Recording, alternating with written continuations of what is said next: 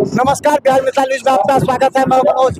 देखिए, आज स्वतंत्रता दिवस का मुख्य कार्यक्रम दरभंगा के लहरियासराय नेहरू स्टेडियम में है। जिस तरह सुबह से सज धज कर तैयार है यहाँ का पूरा स्टेडियम का। देखिए, मंत्री महोदय निरीक्षण करने के बाद झंडोत्तोलन और एक बार दिखाई पूरा।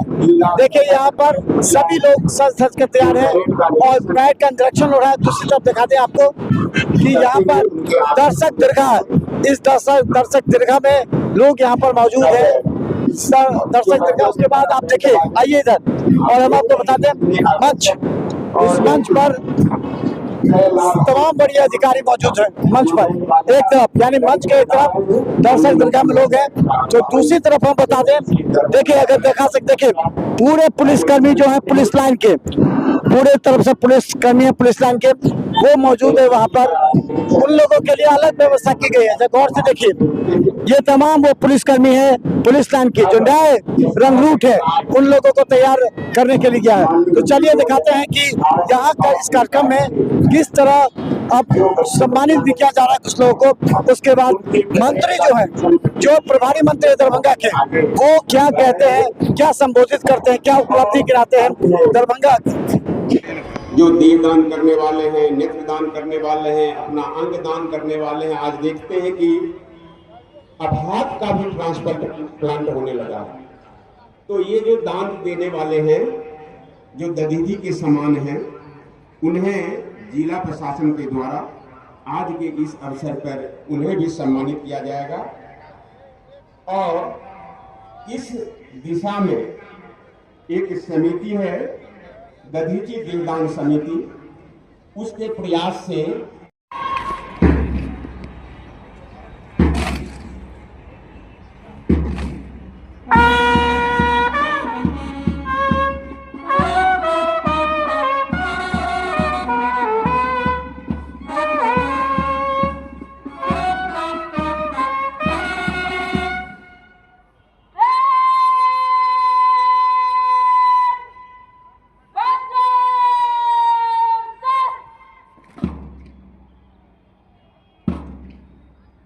माननीय मंत्री महोदय के इस सम्मान के पश्चात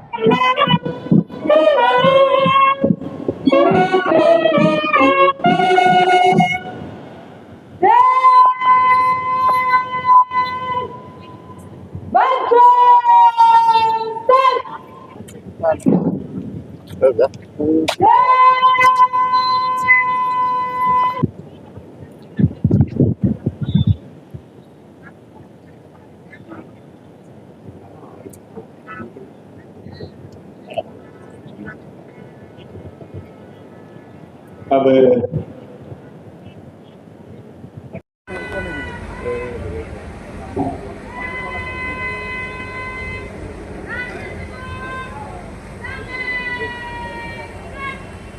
ध्वजारोहण, राष्ट्रगान।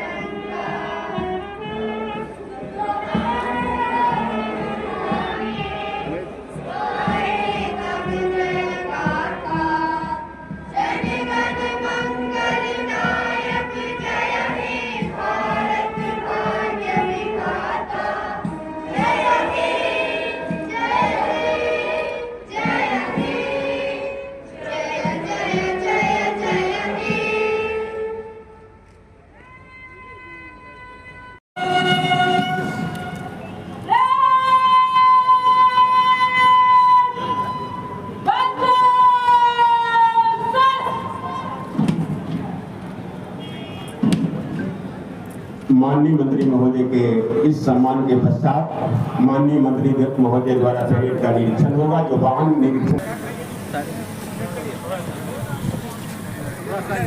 भारत माता की आज 80वां स्वतंत्रता दिवस के शुभ अवसर पर दरभंगा के सम्मानित स्वतंत्रता सेनानी, माननीय जनप्रतिनिधिगण, पदाधिकारीगण, मीडिया के प्रतिनिधिगण, जिला के सम्मानित सज्जनों, भाइयों, बहनों और प्यारे बच्चों, सर्वप्रथम मैं आप सभी का हार्दिक अभिनंदन करता हूँ।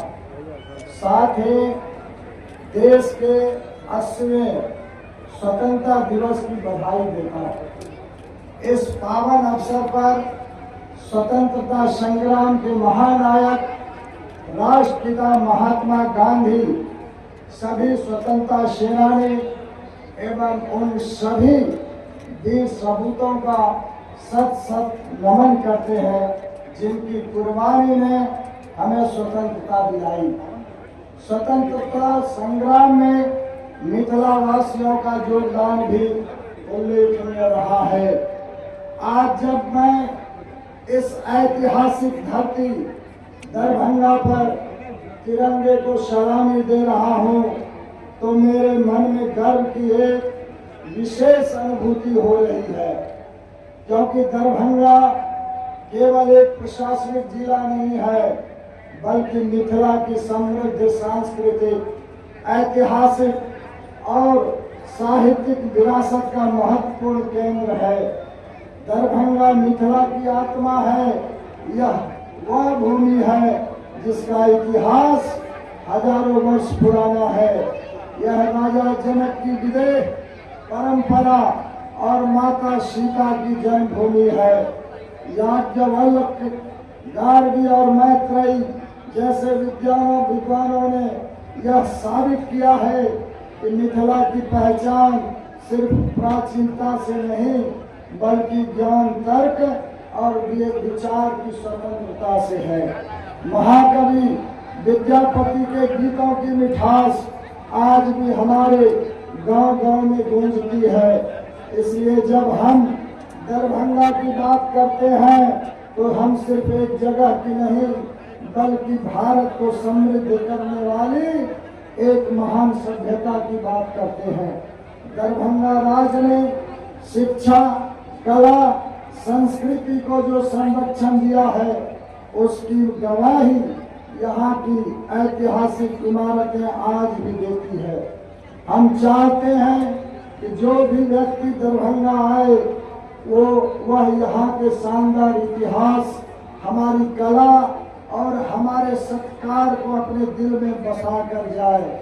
साथियों, मिथिला ने हमेशा सिखाया है कि आधुनिक होकर भी अपनी जड़ों से कैसे जुड़ा जाता है।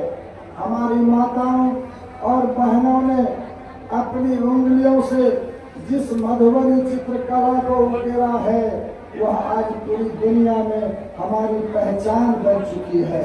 हमारी मैथिली भाषा, हमारा पाग, हमारा मखान और हमारा पान ये सिर्फ एक प्रतीक नहीं है बल्कि हमारी आत्मा है। अब हमारी जिम्मेदारी है कि ये परंपराएं सिर्फ कला दीर्घाओं और तक सीमित न रहे बल्कि इन्हें पर्यटन, रोजगार और आर्थिक विकास से जोड़ा जाए। दरभंगा और मिथिला की पहचान हमारे आस्था के केंद्रों जैसे श्यामा मंदिर, अहिल्या स्थान और कुशेश्वर स्थान से भी है। इन पवित्र स्थानों तक बेहतर सड़कें बनाना सिर्फ श्रद्धालुओं की सुविधा का काम नहीं है बल्कि यह हमारे पर्यटन, व्यापार और ग्रामीण अर्थव्यवस्था को रफ्तार देने का एक बड़ा कदम है। हमारे लिए सड़कें सिर्फ ईंट पत्थर का निर्माण नहीं बल्कि इस क्षेत्र के विकास की जीवन रेखा है। साथियों, आज का दरभंगा अपने गौरवशाली इतिहास के साथ साथ विकास की नई कहानी भी लिख रहा है। मित्रों, आज हम एक ऐसे दरभंगा का निर्माण करने की दिशा में आगे बढ़ रहे हैं जहां बेहतर सड़कें हो, बेहतर पुल हो, बेहतर शिक्षा हो, बेहतर स्वास्थ्य सुविधाएं हो, बेहतर परिवहन व्यवस्था हो, युवाओं के लिए रोजगार के अवसर हो, किसानों की आय बढ़े और महिलाओं का आत्मनिर्भरता मिले और हर गांव तक विकास की रोशनी पहुंचे।